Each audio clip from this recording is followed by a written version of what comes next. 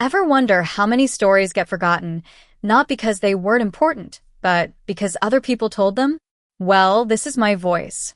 The voice of a woman who is called an adulterer, a schemer, a villain. But for centuries, I never had the chance to say what really happened. I'm Bathsheba. And this is my story, the way it's never been told before. For years, people saw me in a way that wasn't really me. I was just a picture of a woman bathing, an error made by a powerful king. But I was so much more. Before all the bad stuff, I was a daughter, a wife, a woman who believed in God. I had dreams. I had a voice. And it was silenced. I grew up being told that my job was to obey. That being good meant being submissive. But in the quiet of the night, when everything seemed calm, my soul would scream. It knew there was more to me than just the role they gave me. When David saw me, it wasn't just a look. It was like he captured me. Not with chains, but with the weight of his power. Back then, a king's glance was worth more than a woman's will. I was just a regular person in front of the most important man in Israel. And that says everything about what it means to say yes when you're scared, unequal, and there are expectations.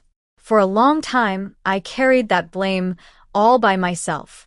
They said I seduced him, that I planned it, that I took advantage. And me? I stayed quiet. Because I was ashamed. Because I wanted to survive. Even today, thousands of women still do this. They keep their stories to themselves because the world still prefers to listen to the kings. But this story isn't about the king. It's about me. About what I learned when everything around me fell apart. About what it means to have your dignity stolen and still choose to stay whole.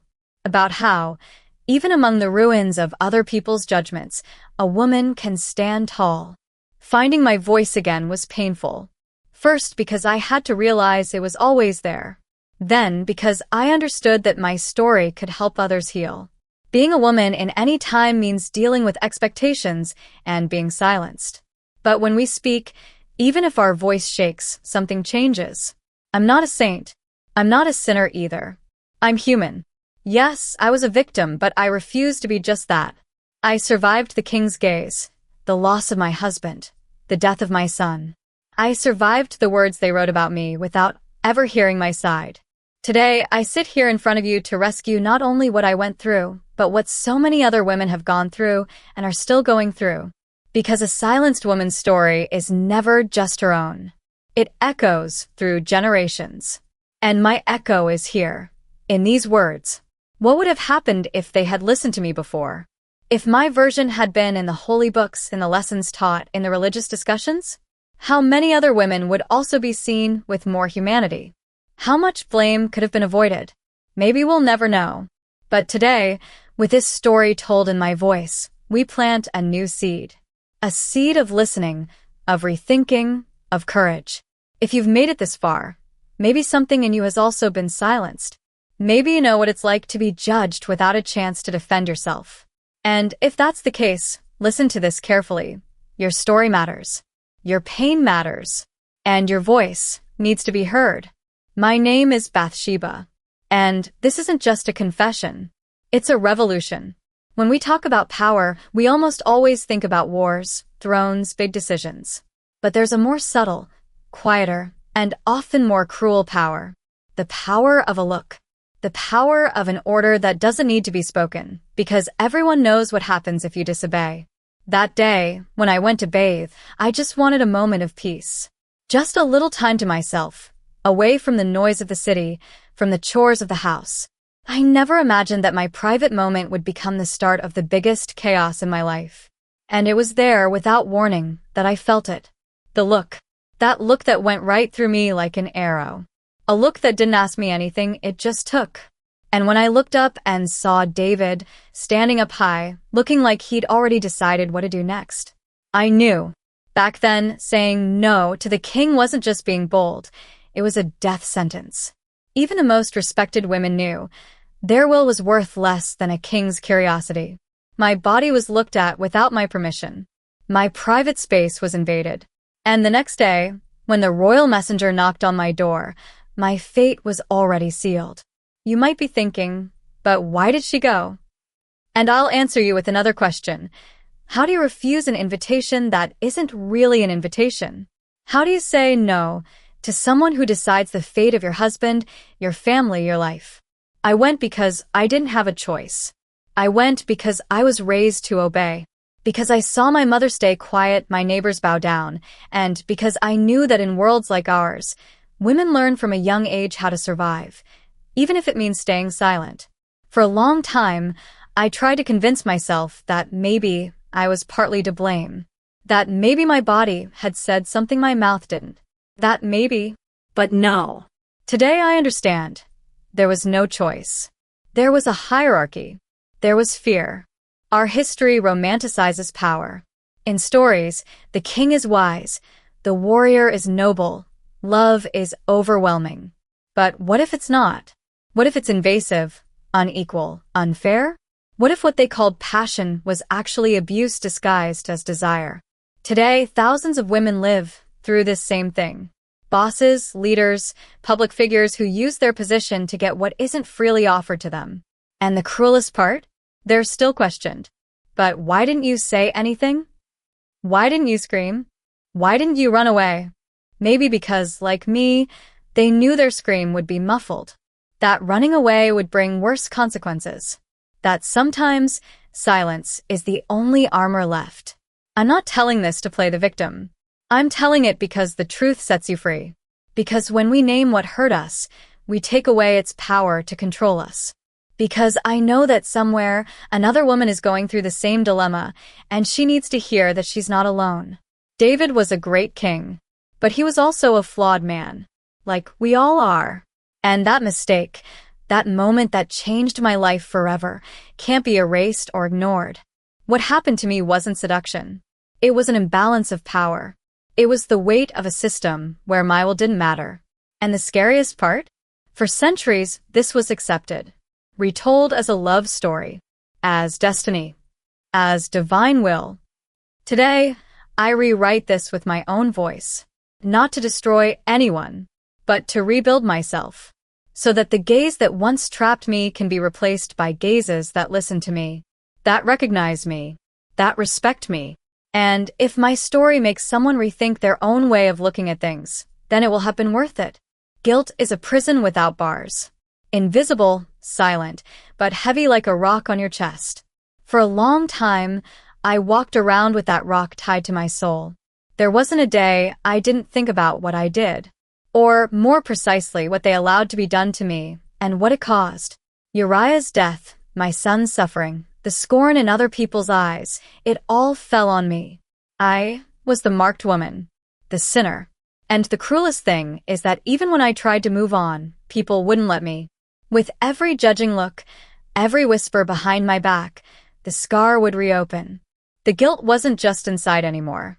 It was fueled by a world that loves to crucify women and forgive kings. But there was a voice inside me, small, almost impossible to hear, that whispered, "You are still worthy." At first, I ignored it. I thought it was just wishful thinking. How could I be worthy after everything? But over time, I realized that was the only true voice. That's when I started to listen. To listen to myself. To listen to my body, which I had avoided before. Every time I looked in the mirror, I saw not just the face of someone who made a mistake, but of someone who survived. Survived the judgment, the pain, the loneliness. Yes, I made a mistake. But who hasn't? The difference is that my mistake was exposed, amplified, reinterpreted by generations of people who never walked in my shoes. I understood that there was an imposed guilt, the one they put on my shoulders like a burden, and there was a genuine guilt which needed to be acknowledged. And when I finally distinguished one from the other, I started to free myself. I asked God for forgiveness, yes. But more than that, I asked myself for forgiveness. For the pain I swallowed in silence. For blaming myself so much. For believing that my worth had died along with my son. That forgiveness didn't come all at once. It came little by little, in silent tears in the early hours of the morning, in whispered prayers between sighs, in hugs I gave myself when no one else touched me with tenderness. Today, I understand that forgiveness isn't the end of the road.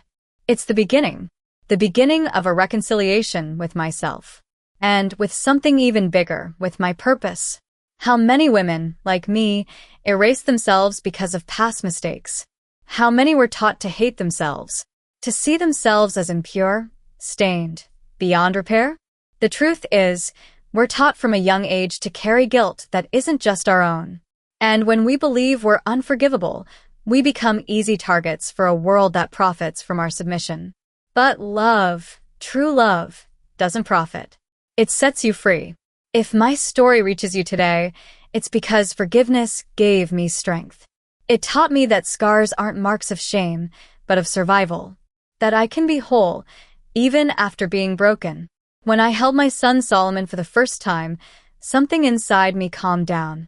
Not because he erased the past, but because he showed me that the future was still possible. And that even after falling, there is still life. Today, I walk without the rock of guilt tied to my chest. It still exists somewhere. But now it's outside of me. I put it on the ground. I turned it into an altar. And on it I built my new identity. The identity of a woman who sinned, yes. Who suffered. Who fell. But who also got up. Who forgave herself. And who chose to live. A woman's womb is a battlefield and a sanctuary. In mine lived fear, guilt, and then hope. After everything I went through, the judgment, the loss, the pain, I didn't know if I deserved to start over. My body, marked by the grief of the son I lost, seemed unable to bear another promise. But then, Solomon came. When I found out I was pregnant again, a silence fell over me. It wasn't immediate joy. It was fear. What if history repeated itself? What if this child was also taken from me? Fear spoke loudly. But even so, my heart beat stronger every day. Motherhood, for me, was never just biological. It was also spiritual. It was as if God was telling me, "You're not finished." It was as if my womb, once a symbol of shame, now became a place of redemption. With every movement of the baby inside me, a part of my faith was rebuilt. Every time I felt life pulsing, I understood that it wasn't just the birth of a son. It was the rebirth of myself. The world wanted to see me broken. After all, what woman in that society dared to stand after everything I had done? But there I was, nurturing a new life, loving before even seeing his face, dreaming of a future I was afraid to believe in. When the day of birth arrived, I was shaking. From pain, from anxiety, from memories. But also from strength. Because inside me no longer lived the woman who accepted silence. I had been reborn with that child. And when I heard Solomon's first cry, I cried too. For the first time, not from guilt, but from gratitude. Solomon means peace. And at that moment, peace was what I needed most. My son became a sign that God still looked at me, even after all the mistakes. That there was life after the fall. Being a mother is an act of resistance. It's believing in a better tomorrow, even when everything around you has crumbled. I knew the world would still judge me. But looking at Solomon, I knew his love would be the fertile ground where I would plant my new story. I promised myself that he wouldn't inherit the weight of my pain. That he would grow up knowing love, faith, justice. That he would be a king not just by lineage, but by heart. And that one day, when they asked who his mother was, he would say with pride, "The woman who taught me that light is born from darkness." Raising Solomon was my most sacred mission. Every step he took was a reminder that the past doesn't define the future.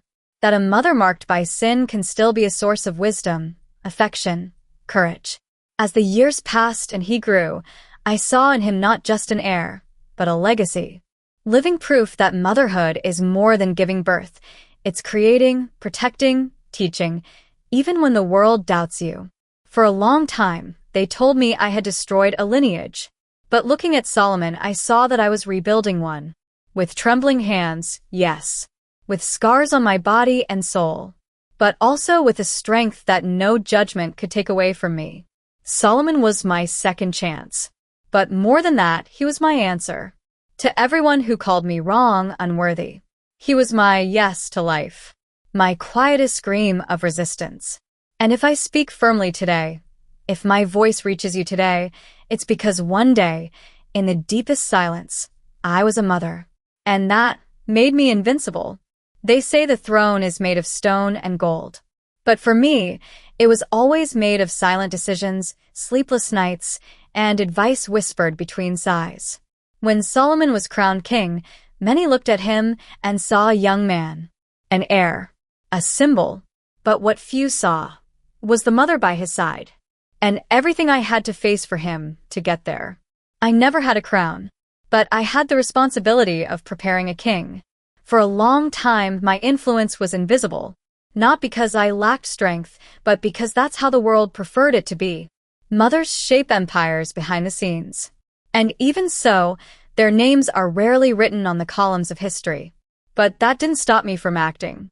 When I learned that another son of David was trying to take the throne, I also knew what was at stake. Solomon wasn't just my son. He was the son of the promise. And I was the guardian of that destiny. I went to David. I looked him in the eye, as few dared to do. I reminded him of the promise he made, of the justice that needed to be done. And firmly, I demanded that my son be crowned.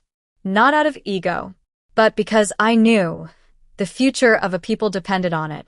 And David listened, because my voice, no matter how much they tried to silence it, carried truth. And that day, my words sealed the fate of a kingdom. Years passed and Solomon grew. He became more than a king. He became a wise, just, respected man. And even though the chroniclers preferred to record his decisions, I know much of who he was, he learned from me. We talked for hours in the palace gardens.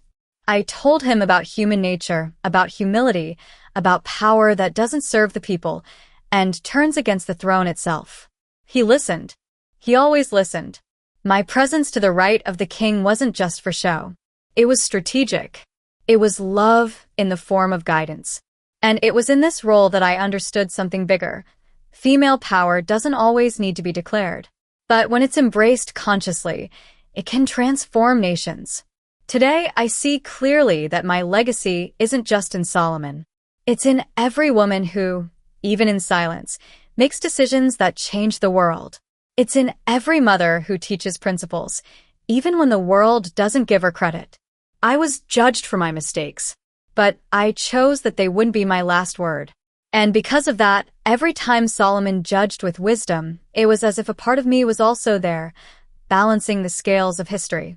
If there's one thing I want to leave behind, it's that women, even when pushed to the margins, have always found ways to guide, to resist, to build. We weren't born for silence. We were born for impact. And if my voice echoes to you today, it's because my mission was never just to raise a king. It was to create a new way of looking at what it means to be a woman in a story shaped by men. I was Bathsheba, the woman who fell, but also the woman who rose to raise a king, and who, with wisdom and faith, transformed pain into legacy. Now, before I finish, I have a request for you. If this story touched you in any way, if it made you see what once seemed distant with new eyes, subscribe to the channel. Like, share. Let's give voice to other silent stories. Because every forgotten narrative needs someone to rescue it. And if that someone is you, be courageous.